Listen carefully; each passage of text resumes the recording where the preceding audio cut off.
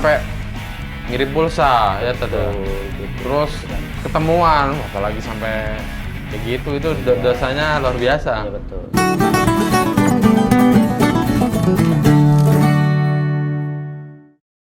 Kembali lagi bersama Sowan TV. Gimana Tat? Kabarnya Tat? Alhamdulillah baik. Baik. Mas Qadir. Kegiatan sekarang lagi rame apa tuh Tat? Ada bencana ya, ada bencana. Ya kita ikut juga merasa sedih terhadap saudara-saudara kita yang sekarang ini sedang mengalami bencana alam gempa di Jakarta dan sekitarnya. Mudah-mudahan kita doakan mereka beri kesabaran. Amin. Ketabahan. Tat, saya mau tanya soal ini Tat. Hukum, lebih tepatnya tuh cara menggunakan sosial media yang syar'i, yang apa namanya, ke kitanya tuh bisa bikin damai gitu. Jauh dari nggak ngerugiin orang dan lain. Itu gimana? Maksudnya seperti apa? Ya, sosial media itu seperti kita punya senjata. Katakanlah kita punya pisau atau pedang. Nah, namanya pisau ini tentunya tergantung kita memakainya. Kalau kita memakainya untuk motongi sayur, cabai, tomat, lain sebagainya akan bermanfaat, berguna untuk kebutuhan kita sehari-hari, gitu kan. Tetapi kalau pisau ini disalahgunakan untuk menusuk tangan kita, ya kita yang terluka. Lebih-lebih lagi kalau ditusukkan kepada orang lain, yang orang lain akan mendapatkan kerugian dari apa yang kita lakukan tersebut, begitu. Ya sama halnya dengan sosial media. Sosial media itu tergantung bagaimana kita memperlakukan itu sosial media. Sosial media bisa menambahkan banyak manfaat kepada kita, bahkan bisa menambahkan ibadah dan amal jariah kepada kita, bisa mendekatkan diri kepada Allah lewat sosial media. Tapi sebaliknya, sosial media juga justru malahan menggelincirkan kita, menjauhkan dari Allah, jauh dari ibadah, dan bahkan untuk hukuman dunia bisa memenjarakan orang gara-gara sosial media.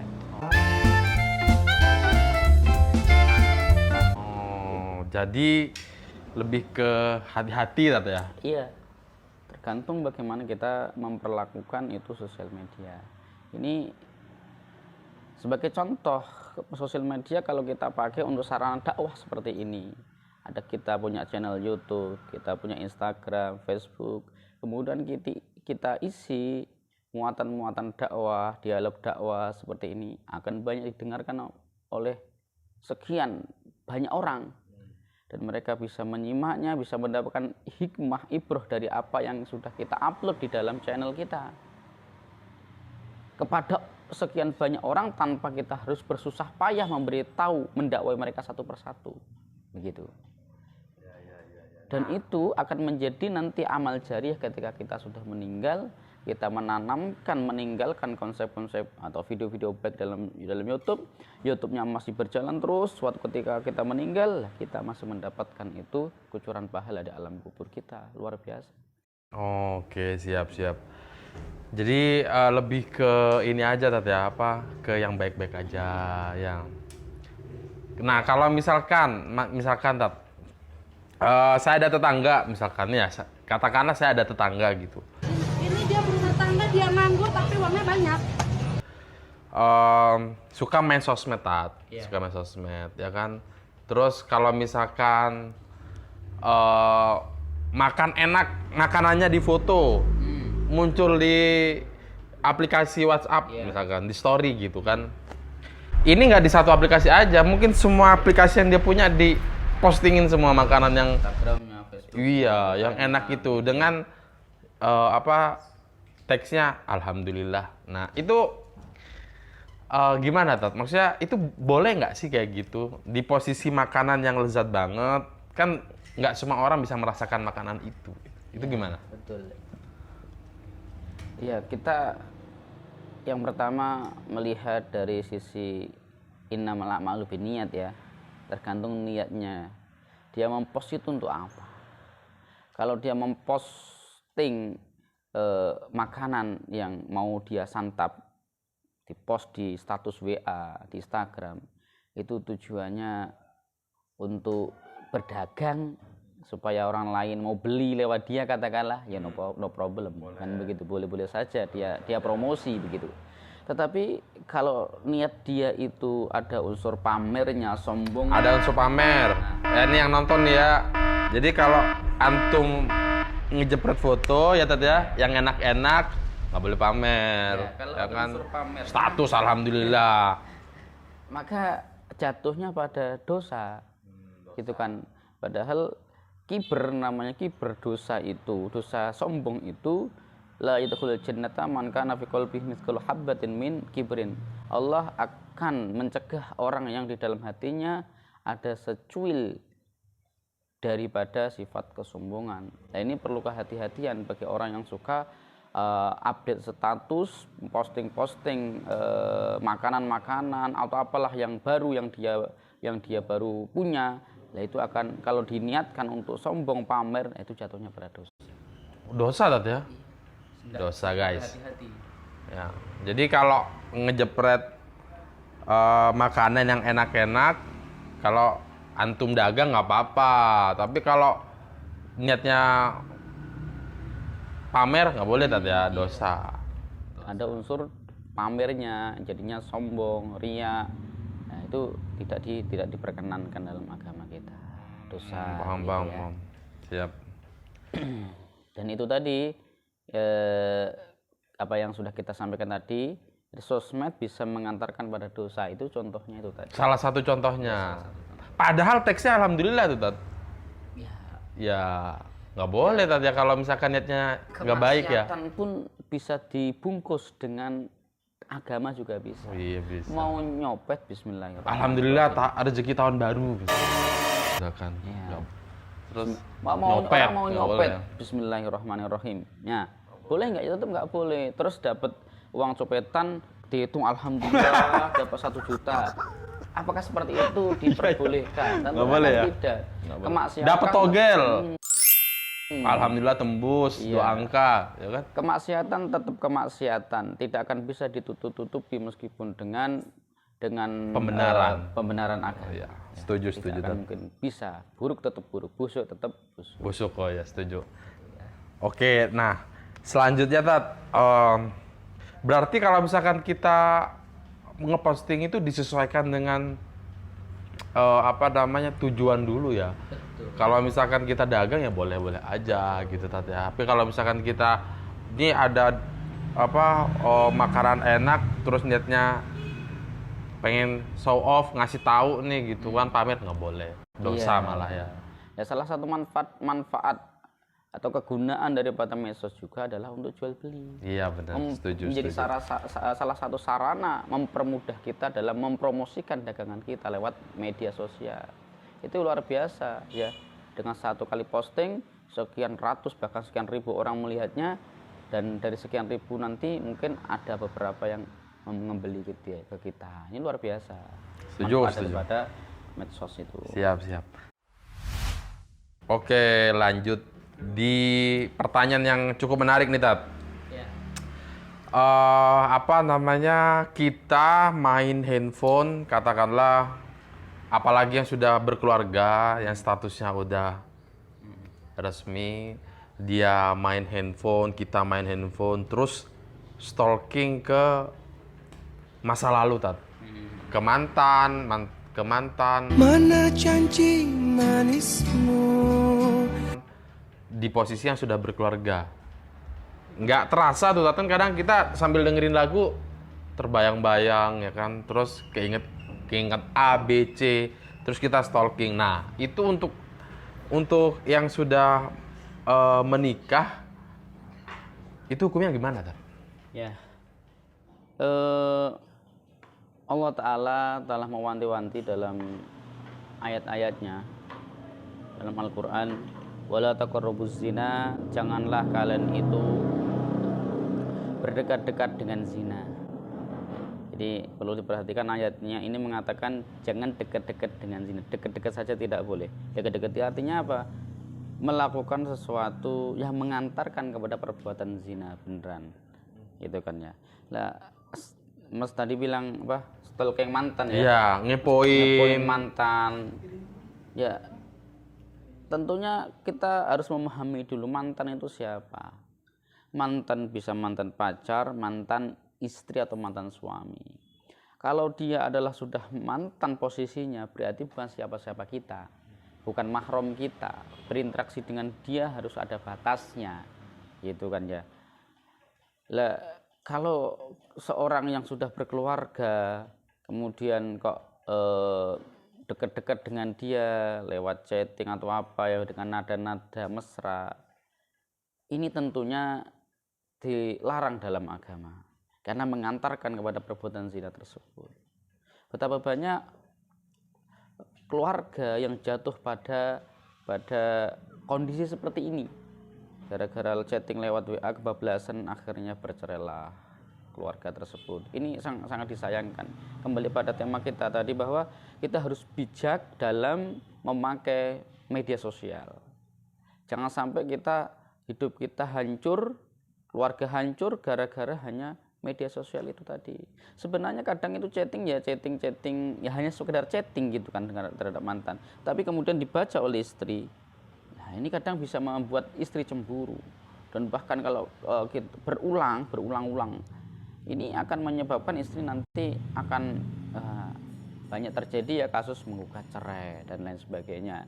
Ini sungguh disayangkan. Maka bagi orang yang sudah berkeluarga hendaknya berhati-hati, menjaga sikap bijaksana di dalam memakai media sosial, WA dan lain sebagainya agar supaya tidak dijerumuskan setan untuk pada percekcokan rumah tangga.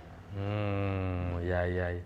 Jadi karena kadang gini Tat, memang nggak sadar ya kan dengerin lagu tiba-tiba keinget si A ya kan. Nah, itu kan godanya luar biasa Tat ya kan, bener nggak? Dan itu banyak, saya yakin banyak yang apa namanya berada di zona itu. Makanya nah itu nggak boleh Tat ya. Dosa nggak Tat gitu? Dosa ya. Ya, tentunya berinteraksi yang keterlaluan kepada orang yang bukan mahram itu jatuhnya pada dosa. Ya. Dan Sampai ngirim pulsa ya Tat ya. betul, Terus gitu kan. ketemuan, apalagi sampai kayak gitu itu dosanya luar biasa. Iya betul. Setan itu akan naik pangkat bahasa kita Mas ya. Bisa naik pangkat, diangkat pangkatnya oleh atasannya ketika sudah berhasil menceraikan antara suami istri. Mission Itu setan. sukses.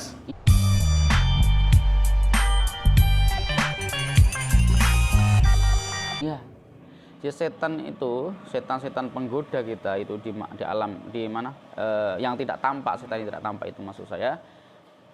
Itu laporan ke atasan itu tidak akan cepat bisa naik pangkat kecuali laporan sudah berhasil memisahkan antara suami istri baru dinaikkan pangkat oleh Sampai atasan. ribut apalagi ya Tat ya. Nah, jadi Sampai apa ribut. ya? Sebuah kasus yang sangat digemari oleh setan, yakni membuat manusia itu cerai dengan pasangannya. Maka kita harus kuat, jangan sampai tergoda, tergelincirkan oleh setan. Kita harus kuat bahwa ini adalah godaan setan, harus menyabar-nyabarkan, harus saling memaklumi antara suami istri tersebut. Gitu, karena sasaran empuknya setan ya di situ. Gitu. Berarti kalau misalkan mengingat masa lalu itu nggak boleh. Betul. Apalagi sampai kepo-kepo lagi sama siapa nih mantan saya yang dulu sama siapa, nggak boleh. Ya. Lupakan masa lalu. Hadap masa Setuju ya. Jadi benar. Jadi masa lalunya dibuang aja, fokus ke yang sekarang, ke depan gitu. Nah, kalau misalkan nih Tat, ini beda pertanyaan lagi. Setiap kita punya barang diposting di sosial media, katakanlah saya ambil mobil baru gitu, terus saya posting dengan teks alhamdulillah juga. Itu gimana Tat? Biar orang banyak tahu. Percuma dong beli mobil baru orang nggak pada tahu dari sosial media. Ya nggak jauh dari apa yang sudah kita sampaikan tadi. Itu pamer tadi. Ya, bahwa itu adalah sebuah pamer lewat media sosial. Lewat media sosial dijadikan sebagai sarana untuk Sebagai panggung memamerkan. pamer. Sebagai panggung pamer. Bagaimana kalau saya mensyukuri nikmat dengan cara seperti ini? Ya, mensyukuri nikmat itu pertama ya dengan alhamdulillah. Gitu kan, alhamdulillah ya Allah, Engkau telah memberikan kesempatan saya untuk bisa menikmati mobil baru. Kedua, syukur itu dengan kita tanamkan dalam hati bahwa nikmat ini datang dari Allah Subhanahu wa taala, bukan dari kepintaran dia, kehebatan dia di dalam mencari uang dan sebagainya, bukan sama sekali. Meyakini bahwa ini nikmat karunia Allah Subhanahu wa taala. Kemudian yang ketiga, bentuk syukur dengan cara apa? Memanfaatkan itu nikmat dalam rangka kebaikan. Memanfaatkan ini mobil untuk tujuan-tujuan kebaikan, mengantarkan tetangga yang sakit, berangkat Jumatan, mengantarkan anak ke sekolah, pokoknya untuk sarana-sarana kebaikan. Ini bentuk syukur kepada Allah Ta'ala. Kemudian kalau di masyarakat kita sebagai bentuk syukurnya lagi biasanya ada namanya tasyakuran. Gitu kan. Bagaimana biasanya tasyakurannya? Ya, dengan masak-masak, kemudian hasil masak-masaknya disedekahkan kepada tetangga-tetangga. Itu sebuah upaya yang bagus, gitu kan. Benar. Supaya tetangga itu juga merasakan nikmat yang Allah kasihkan ke kita. Mereka juga mencicipi kenikmatan itu meskipun tidak seberapa. Paling tidak itu sebagai bentuk ya berbagi kita akan nikmat ini kepada mereka. Mereka juga ikut senang gembira sehingga tidak ada unsur iri, dengki yang ada pada tetangga kita. Menghindari hal-hal itu tadi ya. Ya. Jadi tetangga supaya tidak iri, tidak dengki, wah mobilnya baru, diem-diem baik gitu. Misalkan kalau sering banget tuh di desa gitu kan. Rumah baru ya kan? Betul. Maka untuk menghilangkan atau menepis sifat iri dengki dengan kita mengadakan tasyakuran, mengundang mereka, kemudian pulang kita kasih misalkan ya oleh-oleh apa, berkat lah bahasanya. Nah, gitu. Itu juga membahagiakan mereka, kita membagikan nikmat kepada mereka juga. Berarti berarti lebih ke berbaginya tadi ya. Ketika kita dapat barang baru Ya gitu. sudah cukup di situ aja. Nggak kalau memposting apakah bentuk syukur? Salah barang baru, posting di semua sosial media, ada dibagi, ada syukuran, gimana tuh Tat? Pamer itu kan? Kalau hanya memposting tadi masuk ke empatnya, salah satu empatnya enggak tadi? Enggak kelihatannya. Ya, kalau enggak ya sudah, berarti ya nggak perlu posting aja lah, nanti menimbulkan yang Kalau misalkan posting nih, posting di akun sosial media nih, di WA, Facebook dan lain-lain ya kan. Terus tapi setelah posting bagi-bagi syukuran, boleh tak ya? Iya. Boleh. Ya, begitu ya. Jadi begini teman-teman sekalian. Jadi kalau kita memposting itu kan yang melihat kan orang lain. Kalau melihat orang lain yang jauh dari kita, mungkin namanya juga medsos ya, namanya juga medsos, yang melihat orang lain yang banyak dari mana-mana, yang mana itu di luar daripada jangkauan kita untuk berbagi dari tasyakuran tadi. Itu juga mengkhawatirkan untuk adanya rasanya dengki, iri, hasad gitu. Maka sudahlah, nggak usah posting. Berarti nggak boleh posting. Gitu ya. Lebih ke itunya, berbaginya itu. Gitu. Oke, sekian dulu obrolan kita nih Tat, sharingannya. Terima kasih banyak untuk sharingannya. Jadi kita tahu lebih berhati-hati lagi dalam menggunakan sosial media, friend. Bro, lu kalau pakai sosial media hati-hati. Ya, tadi udah di-sharingin sama Ustadz Hairul ya. Kembali lagi ke obrolan berikutnya bersama Sowan TV. Terima kasih Tat. Ya. Assalamualaikum.